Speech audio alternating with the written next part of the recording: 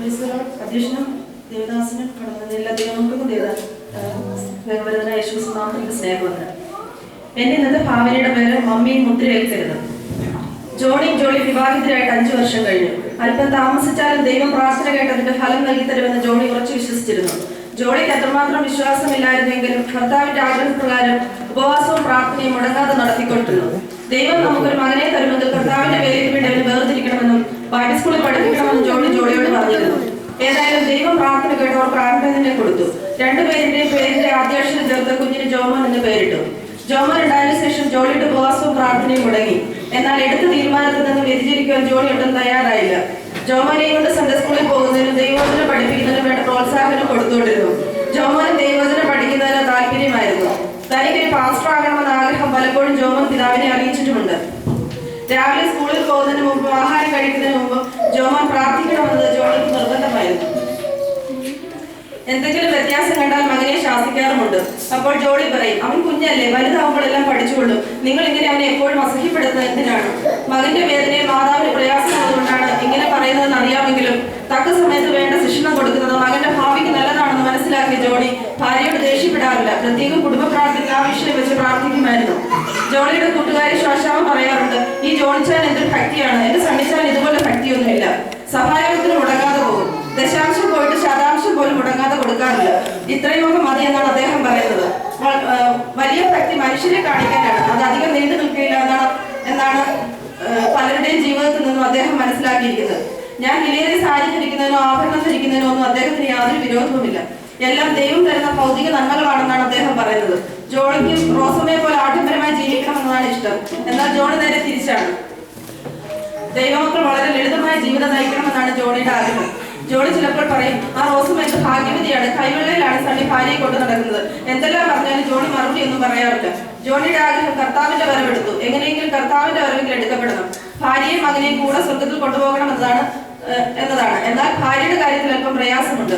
ആ വിഷയം ദൈവസന്നിധിയിൽ വെച്ച് പ്രാർത്ഥിച്ചുകൊണ്ടിരിക്കുകയാണ്. ജോമോന്റെ കാര്യത്തിൽ യാതൊരു സംശയവുമില്ല. 7 വയസ്സുള്ളപ്പോൾ രക്ഷിക്കപ്പെട്ടു. അന്ന് മുതൽ സാക്ഷി പറയും. 11 വയസ്സുള്ളപ്പോൾ ജോമോന്റെ നിർബന്ധപ്രകാരം സ്നാനപ്പെട്ടു. ബൈബിൾ സ്കൂളിൽ പോകണമെന്നുള്ള ആഗ്രഹമാണ്. എന്നാൽ 14 വയസ്സേ ഉള്ളൂ. ഹൈസ്കൂൾ പാസ്സായിട്ട് ബൈബിൾ സ്കൂളിൽ വിടാനിരിക്കുകയാണ്. കർത്താവിന്റെ വരവിനെ കുറിച്ചും മഹോപദ്രവകാലത്തെ കുറിച്ചും ഒക്കെ പഠിക്കുന്നത് ജോമോന് വളരെ ഇഷ്ടമാണ്. ജോമോൻ പലപ്പോഴും മമ്മിയെ ഗുണദോഷിക്കാറുമുണ്ട്. മമ്മി, ഡാഡിയോട് പിണങ്ങരുത്. കർത്താവ് ആ സമയത്ത് വന്നാൽ ഞാനും ഡാഡിയും പോകും. മമ്മി പോകത്തില്ല. പിന്നെ അന്തിക്രിസ്തു ഭൂമിയിൽ വരും, മഹോപദ്രവം ഉണ്ടാവും. എല്ലാവരെയും അന്തിക്രിസ്തു തന്നെ മുദ്രയായ 666 ഏൽപ്പിക്കും. പിന്നെ സ്വർഗത്തിൽ പോകാൻ ഒക്കെയില്ല. എന്റെ മമ്മി മുദ്ര ഏൽക്കരുത് കേട്ടോ മമ്മി. ഇല്ല മോനെ, മമ്മി മോന്റെ കൂടെ വരും, ജോളി പ്രതിവർത്തിച്ചു. ജോണിയും ജോമോനും രാത്രി യോഗത്തിന് പോയി. റോസമ്മയും ഭർത്താവും ആ ഭവനത്തിൽ വരുന്നത് അറിയിച്ചിരുന്നത് കൊണ്ട് ജോളിക്ക് അന്ന് പോകാൻ സാധിച്ചില്ല. റോസമ്മയും ഭർത്താവും അനേക കാര്യങ്ങൾ സംസാരിച്ചു. ആ കുട്ടിക്ക് ജോമോൻ മമ്മിയെ പ്രദർശിക്കുന്ന കാര്യങ്ങൾ പറയാൻ ജോളി മറന്നില്ല. ജോണിയും ജോമോനെയും കണ്ടിട്ട് പോകാനായി റോസമ്മയും ഭർത്താവും വളരെ ഇരുട്ടുന്നത് വരെ ഇരുന്നിട്ട് കാണാത്തതിനാൽ അവർ പോയി. ജോളി ഓർത്തി, എന്റെ കൂട്ടുകാരിയും ഭർത്താവ് എത്ര നാളുകൾക്ക് ശേഷമാണ് വന്നത്. ജോമോനെയും ജോണിച്ചാൻ ഒന്ന് കണ്ടിട്ട് പോകാനായി എത്ര നേരം അവർ ഇരുന്നു. രാത്രിയൊക്കെ കഴിഞ്ഞ് നേരത്തെ വരാമെന്ന് പറഞ്ഞത് കൊണ്ടാണ് ഞാൻ സമ്മതിച്ചത്. അല്ലെങ്കിൽ ജോണിച്ചാൻ എന്നോട് സ്നേഹമില്ല. റോസമ്മ എന്ത് ഭാഗ്യമുള്ളവളാണ്. ജോളിക്ക് ദേഷ്യം അടക്കാൻ കഴിഞ്ഞില്ല. എങ്കിലും വരുമ്പോൾ വഴക്കുണ്ടാക്കാൻ ജോമോൻ കേൾക്കും. അവൻ മമ്മിയെ ഉപദേശിക്കാൻ തുടങ്ങും. അതുകൊണ്ട് ചോറ് വിളമ്പി വെച്ചിട്ട് ഉറങ്ങാൻ കിടന്നു. രാത്രിയോഗം കഴിഞ്ഞ് ജോമോനും ജോണിയും വളരെ താമസിച്ചാണ് വന്നു ചേർന്നത്. ജോളി മമ്മി രണ്ടുപേരും ഒരുപോലെ വിളിച്ചു. ജോളി ഉറക്കം നടിച്ചു കിടന്നു, അണങ്ങിയില്ല. മോനെ, മമ്മി ഉറങ്ങിക്കൊള്ളട്ടെ, ക്ഷീണിച്ചു കിടക്കുകയായിരിക്കും. നേരത്തെ വരാതിലുള്ള ദേഷ്യം കൊണ്ട് ജോളി കിടക്കുകയാണെന്ന് ജോണിക്ക് മനസ്സിലായി. എങ്കിലും മോനെ ഒന്നും അറിയിക്കാതെ പ്രാർത്ഥനയ്ക്കുള്ള നല്ല അന്തരീക്ഷത്തിൽ നിന്ന് വന്ന ജോണിയും ജോമോനും വീണ്ടും പ്രാർത്ഥിച്ചു ഊണ് കഴിച്ച് കിടന്നുറങ്ങി. ജോളി പല കാര്യങ്ങളും ആലോചിച്ച് കിടന്നു. വളരെ താമസിച്ചാണ് കിടന്നുറങ്ങിയത്. ജോണിയും ജോമോനും രാവിലെ ഉണർന്ന് പ്രാർത്ഥിച്ചു. മമ്മി നല്ല ഉറക്കമാണ്. ജോണി ഷേവ് ചെയ്യാൻ ബാത്റൂമിലേക്കും ജോമോൻ കാപ്പി ഉണ്ടാക്കാൻ അടുക്കളയിലേക്കും പോയി. ചില നിമിഷങ്ങൾക്ക് ശേഷം കർത്താവിന്റെ കാഹളം കേട്ടു. ജോണിയും ജോമോനും കർത്താവിന്റെ വരവെങ്കിൽ എടുക്കപ്പെട്ടു. അല്പം കഴിഞ്ഞപ്പോൾ ജോളി ഉണർന്നു. ഏതോ കരിഞ്ഞ മണം അടുക്കളയിൽ നിന്നും വരുന്നു. ജോളി ചാടി എഴുന്നേറ്റ് അടുക്കളയിലേക്ക് ഓടി. കാപ്പി തിളച്ചു നോക്കിക്കൊണ്ടിരിക്കുന്നു. ബാത്റൂമിലേക്ക് ഓടി. ഷേവിംഗ് സെറ്റ് അവിടെ തന്നെ ഇരിക്കുന്നു. ജോമോനെ, ജോണിച്ചായ രണ്ടുപേരെയും കാണുന്നില്ല. പെട്ടെന്ന് ജോമോൻ പറഞ്ഞ കാര്യം ഓർമ്മ വന്നു. ജോളി അലറി കരഞ്ഞു. എന്റെ മോനെ, ജോണിച്ചായ എന്നെ ഇട്ടിട്ട് പോകല്ലേ. എത്ര നേരം കരഞ്ഞു എന്നറിയില്ല. കരഞ്ഞു മയങ്ങിപ്പോയി. ആരും ആശ്വസിപ്പിക്കുവാനില്ല. എത്ര ദിവസം ആ കിടപ്പ് കിടന്നെന്ന് ജോളിക്കും അറിയില്ല. ഒന്നിനും ഉത്സാഹമില്ല. ആരോടാണ് തന്റെ സങ്കടം പറയേണ്ടത്? കഴിക്കാതെയും ജോളി ദിനരാത്രങ്ങൾ കഴിച്ചുകൂട്ടി. റോസമ്മയെ സണ്ണി പോയി കാണുമോ? ഫോൺ വിളിക്കണമെങ്കിൽ കുറഞ്ഞത് 1 മണിയെങ്കിലും നടക്കണം. എന്തായാലും ജോളി വെളിയിലിറങ്ങി. ജോമോന്റെ വാക്കുകളാണ്. മമ്മി മുദ്രയേൽക്കരുത്. ഇല്ല മോനെ, ജോളി മനസ്സിൽ തീരുമാനിച്ചു. പബ്ലിക് പ്ലേസസിലെല്ലാം വലിയ ആൾക്കൂട്ടമാണ്. 666 എന്ന മുദ്രയേൽക്കാൻ നിൽക്കുന്നവരും മുദ്രയേറ്റിട്ട് മടങ്ങി വരുന്നവരുമാണ്. മുദ്രയേൽക്കാൻ മടിച്ചു നിൽക്കുന്നവരെ നിർബന്ധിച്ചു കൊണ്ടുപോയി മുദ്രയേൽപ്പിക്കുന്നു. മുദ്രയേൽക്കാത്തവരെ കൊണ്ടുപോയി തല വെട്ടിക്കൊല്ലുവാനുള്ള അധികാരം അവർക്കുണ്ട് എന്ന് റേഡിയോയിൽ കൂടെ പറയുന്നത് കേട്ടു. ഏതായാലും ജോളി ഫോൺ വിളിച്ചു. റോസമ്മയും സണ്ണിയും പോയിട്ടില്ല. അല്പം ആശ്വാസമായി. ജോളി എല്ലാ കാര്യങ്ങളും റോസമ്മയോട് പറഞ്ഞു. മുദ്രയേൽക്കില്ല എന്നും പറഞ്ഞു. റോസമ്മ ജോളിയെ ആശ്വസിപ്പിച്ചു. ജോളി തനിയെ അവിടെ താമസിക്കേണ്ട, എങ്കിൽ വരും, നമുക്ക് ഒരുമിച്ച് ഇവിടെ താമസിക്കാം. റോസമ്മയുടെ വാക്കുകൾ ജോളിക്ക് അല്പം ആശ്വാസമായി. ഉടൻ തന്നെ ഇറങ്ങി നടന്നു. ചുറ്റുപാട് വന്ന് കണ്ണോടിച്ചു. ആരും ശ്രദ്ധിക്കുന്നില്ല. വേഗത്തിൽ റോസമ്മയുടെ വീട്ടിലേക്ക് നടന്നു. റോസമ്മ ഒരു തുവാലെടുത്ത് വീശിക്കൊണ്ടിരുന്നു. ജോളി വളരെ ദൂരത്ത് നിന്ന് അത് കണ്ടു. റോസമ്മയുടെ എല്ലാം പറയണമെന്ന് വിചാരിച്ചുകൊണ്ട് ജോളിക്ക് റോസമ്മയുടെ സണ്ണിയുടെ മുഖം കണ്ടപ്പോൾ എന്തോ പന്തികേടുണ്ടെന്ന് തോന്നി.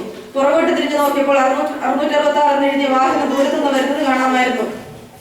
ഉടനെ റോസമ്മ ആ വാഹനം മുദ്രയിൽ ഏൽപ്പിക്കാൻ വരുന്നതാണ്. നമുക്ക് അകത്തേക്ക് പോകാം. സാരമില്ല ജോളി, ഞാനും സണ്ണിച്ചാനും മുദ്രയേറ്റു. കൈ കാണിക്കുന്നു. മുദ്ര കുത്താതെ ജീവിക്കാൻ സാധിക്കില്ല. ജോളി ഇതിൽ നിന്ന് ഒഴിഞ്ഞു നിൽക്കാമെന്ന് വിചാരിക്കേണ്ട. മുദ്രയേറ്റില്ല അറിഞ്ഞുകൊണ്ട് മുദ്ര ഏൽപ്പിക്കുവാനാണ് ഞങ്ങൾ ജോളി ഇങ്ങോട്ട് വിളിച്ചതെന്ന് സണ്ണി ഇടയ്ക്ക് കയറി പറഞ്ഞു. മുദ്രയേൽക്കാത്തവരെ തേടി നടന്ന് മുദ്രയേൽപ്പിക്കുന്ന ജോലിയാണ് ഞാനിപ്പോൾ ചെയ്യുന്നത്. മുദ്രയേൽക്കാത്തവരെ ശിരച്ഛേദം ചെയ്യാൻ കൊണ്ടുപോകുന്ന വാഹനമാണ് ആ വരുന്നത്. ജോളി ആകെ വിറയ്ക്കുന്നുണ്ടായിരുന്നു. ജോമോന്റെ വാക്കുകൾ പിന്നെയും ഓർമ്മ വന്നു. മമ്മി മുദ്രയേൽക്കരുത്. ഇല്ല മോനെ, ജോളി അറിയാതെ പറഞ്ഞു. ഇല്ല റോസമ്മ, ഞാൻ മുദ്രയേൽക്കില്ല. എന്റെ യേശുവിന് വേണ്ടി മരിക്കുവാൻ ഞാൻ തീരുമാനിച്ചു. യേശു എനിക്ക് വേണ്ടി മരിച്ചു. ഞാനും യേശുവിന് വേണ്ടി മരിക്കും. എന്റെ ജോമോനും ജോണിച്ചായനും പോയ സ്ഥലത്തേക്ക് ഞാനും പോകും. ശബ്ദം കേട്ട് തിരിഞ്ഞു നോക്കിയപ്പോൾ വണ്ടി പുറകിൽ വന്നു നിന്നു. സണ്ണിയുടെ ക്രൂരമായ ചോദ്യം. ജോളി മുദ്രയേൽക്കുന്നോ അതോ ഈ വാഹനത്തിൽ കയറുന്നോ? ജോളി റോസമ്മയുടെ മുഖത്തേക്ക് നോക്കി. ജോളി, നീ മരിക്കുന്നത് എന്തിനാണ്? മുദ്രയേൽക്കും, നമുക്ക് സുഖമായി ജീവിക്കാം. വേണ്ട, ഈ താൽക്കാലിക സുഖം എനിക്ക് വേണ്ട. ജോളിക്ക് പെട്ടെന്ന് ജോണി സാധാരണ പറയാറുള്ള വാക്യം ഓർമ്മ വന്നു. നൊടി നേരത്തേക്കുള്ള കഷ്ടം അത്യന്തം അനവധിയായി തേജസ്സിന്റെ നിത്യകാലം ഞങ്ങൾക്ക് കിട്ടുവാൻ ഹേതുവാകുന്നു. ജോളി ഒട്ടും മടിച്ചു നിന്നില്ല. വാഹനത്തിലേക്ക് കയറി. ആ വാഹനം ചീറിപ്പാഞ്ഞു. ദൃഷ്ടിയിൽ നിന്ന് മറയുന്നത് വരെയും സണ്ണിയും റോസമ്മയും നിശ്ചലമായി നോക്കുന്നു.